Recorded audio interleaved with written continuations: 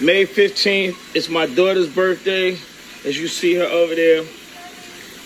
This is all she wanted. She wanted me to get her a place at the beach. What? And Wow. we just got here. That's a 3-story building. So beautiful. So beautiful. She's 27 years old. I can't believe this. I know, You me bought her a either. house? It's crazy. But yeah, all I wanted was to be at the beach, surrounded by love and family. By the beach. And that's what I got. Thank you, Dad. That's what you I got? love it. That's what I got. I love love it you. here. I love you too. Mwah. Wow. All right, y'all. It is May 15th. So Jermaine Dupri bought his 27-year-old daughter a beachfront home. Look, it's a 3-story beachfront home with a pool for a 27. Must be, that's what you know, and that's at least a couple million. That's how many million you think that is? What, about 8 million? Probably about 8 million. Beachfront, but it depends on where the beachfront is. Is it in Miami? Is in L.A.? You know what I'm saying? He didn't give descriptions because if that's in L.A., that's at least about 10 million. If that's in L.A., but I mean I don't know if Atlanta has. I guess Atlanta does have beaches, right? I think maybe this is somewhere in Atlanta, but even in Atlanta, he probably spent about 5 million on it. It's a 3-story. Damn, 27 years. I don't know. Isn't that a bit much for your 27-year-old daughter just starting out in life? But if you're a millionaire, why not, right? I mean, Jermaine Dupri has been around since I was in middle school. He was dropping hits with Criss Cross when I was in middle school. That's been well over 35 years ago. So it's like, damn, he got you know all them hits he done wrote for people. Mariah Carey alone, he probably made a couple million. You know what I'm saying? All the hits he produced and did with her. Not to mention with Usher and other people, but damn, I don't know. Is that a little bit much for your 27-year-old daughter?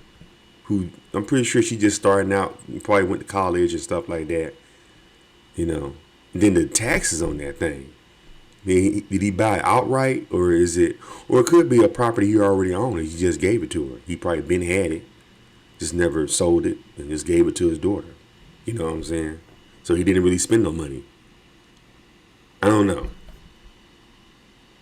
Could be a bit much though. I would just start off with like a condo. You a 27-year-old girl.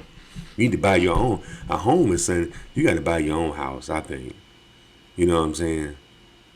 I would rather just get my daughter like a condo to start out. You know, she started out in life. Get her like a 2-bedroom condo, 3-bedroom condo. You know? But like I say, Jermaine Dupri got the paper though, so hey, he can make this type of shit happen. Like I said, the man been around for over 35 years. Making hits on his own record label.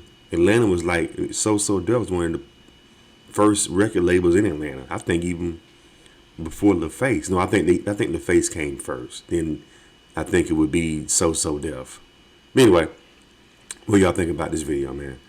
Would you buy your daughter a multi-million-dollar house? It's just starting out. 27-year-old daughter. Let's talk about it in the comments. I want to apologize saying we never found one. What with that historic? And they would criminalize it to a certain degree. They always had this thing about us. There was a sister down in New Orleans, Marie Laveau. Very famous. They were scared of that woman. They were terrified of Marie Laveau because she was putting bammies on their ass. She was putting hexes and shit on white people down there. So they didn't mess with her. They even gave her money annually so she wouldn't put a whammy bammy on their ass. But they've always had this thing about us using some type of mental power on them. That the Jezebel enchantress stereotype. There was a black woman in the early 1900s named Hannah Elias, and many of you heard me talk about her. This woman, she was like one of the first black women millionaires before Madam C.J. Walker. Hannah Elias was getting money out of white dudes. She was getting white dudes to just clean their bank accounts out for her ass. She was a black woman living in New York on Park Avenue, had a mansion, had Asian servants and shit. She was one of the people actually who made Harlem black. She bought some real estate and she was working with some black real estate developers. And she and that real estate developer, they were the ones who got them white folks up out of Harlem and started getting the black folks in. It was Hannah Elias. She was a hustler. A lot of folks don't like to talk about her in history, but it was a very sensational case at the time. And this woman was sitting on millions of dollars in the early 1900s. And in the court, when they took her to court, because they were like, she's finessing, because the family of some of the white men she was getting money from, they were like, hey, man, we got to do something. They were like, shit, this woman, she's practicing voodoo. She's a voodoo priestess. She's an enchantress.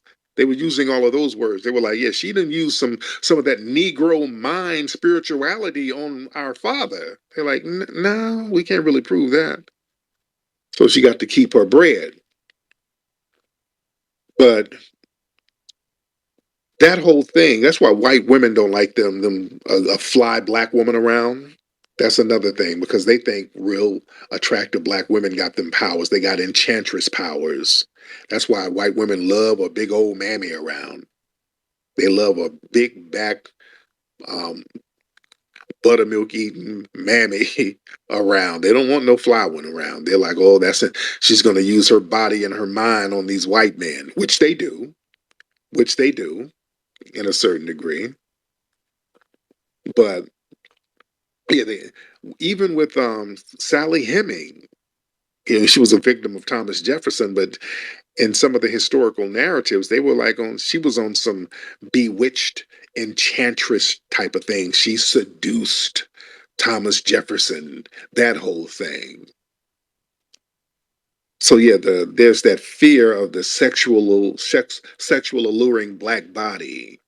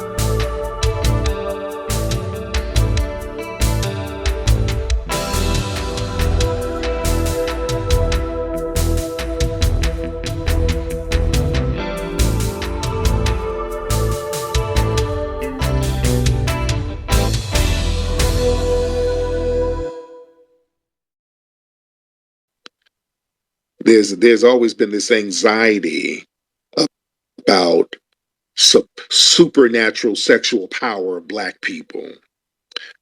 That's why they always think about our dicks and genitals all the time. They sit up with the white supremacists sitting up worrying about our penises all the time. And black women's asses. They sit up and just obsess over that, even now. You see? See, when black people were desired and admired, it was never seen as agency on the part of the non-black person. It was always a mind control. It was always a lust spell. It was voodoo sex. And also, we have the root workers, and the white supremacists were always afraid of the root workers because they knew how to tap into the energy of the earth and the plants and nature. And uh,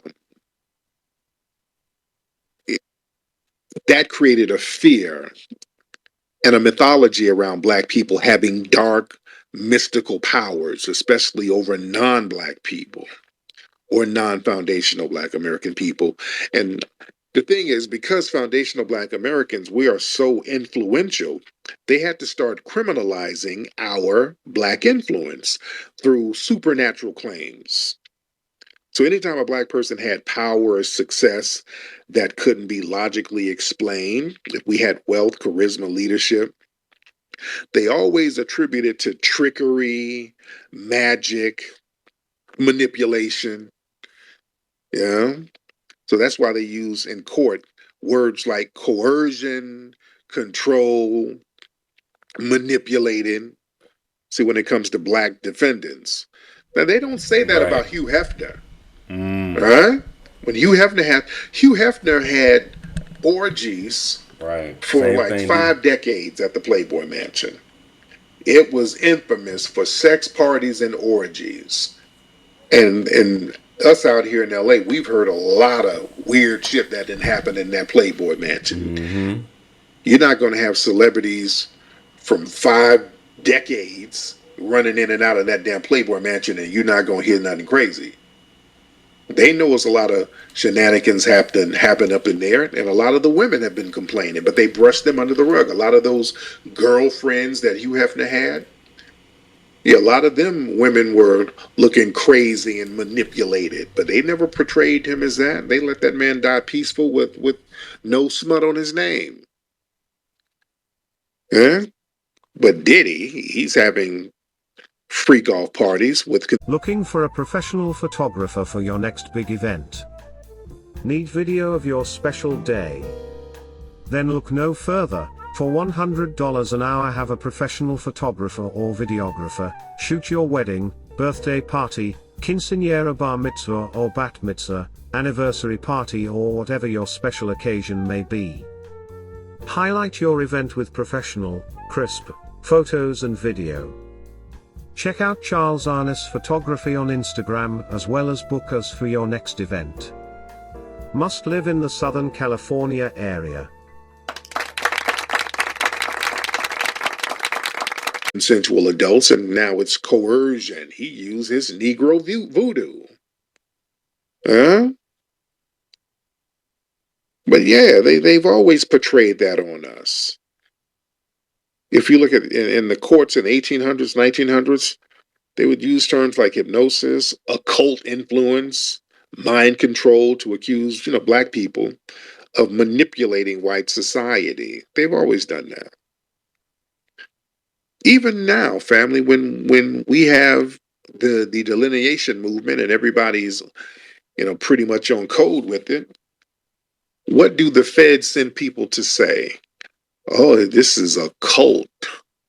You niggas were manipulated. Oh, this is a cult. Right? Anything Black people do that's constructive, they try to act like there's something supernatural. There's some type of manipulation or mind control involved. They do that. Whenever you hear people talk about cult, you understand that's Fed talk. Right. Mm-hmm. Anytime you hear people talking about you FBA niggas are a cult, that's Fed talk. Right. Those are Fed words. Mm-hmm. Anyway, that is YouTube. This is Tariq Radio. That's his YouTube channel. That's some deep. He gets deep. I like to listen to his YouTube channel because he gets really deep. Like, you know what I'm saying? Like he's spitting game, man. Maybe that's what we need to. What they fear is what we need to be tapping into. Then we need to be tapping into voodoo and stuff. Maybe not voodoo. Maybe hoodoo. Like, if they, way I look at it, whenever they don't like it, that means it's what you need to be doing. You on the right track. You know what I'm saying? Whatever they don't like, you on the right track. Because when it's something that they like, it's usually some bullshit and you getting screwed. So if they don't like it, you on the right track. So I think we need to tap into that. That's why I got my sage here. I said I got my sage. So I want to go ahead and do my little hoodoo stuff. I pick off me some of this sage like this. See how I did? See, I got my sage. I got my little hoodoo. Got my little hoodoo shell. You got to hold it in the shell. And I'm gonna light it. And I'm gonna make me a hoodoo wish. Tap into my Black ancestor shit. You know what I'm saying? I'm scaring white people right now. I'm doing my black voodoo magic. See, move around some of this sage. See what I'm saying? Get the hoodoo spirits going. Call upon the ancestors. Make my YouTube channel the biggest YouTube channel in the world. Make my YouTube channel the biggest YouTube channel in the world. Woo. I'm gonna have 1 million followers by the end of the week. I'm gonna have 1 million followers by the end of the week. Ooh, white people. They gonna report my channel. Can you please shut this black man's channel down? He's scaring me with his hoodooism. He's practicing witchery. Mama say mama sabu makusa. Mama say mama sabu. Hey, this might work though. Make my YouTube channel. I'm gonna have 1 billion followers by next Tuesday. Call upon the spiritual ancestors. Ooh, I'm being stupid. Let me stop. I ain't stopped smoking weed, but yeah, this is my little sage burner right here, though. This is where I practice my. To all you white people, that's what all black people got this in their house. White people, let y'all know. Anyway, what y'all think about this video, man? Leave your comments and subscribe to Charles in Israel. Hit the thumbs up button.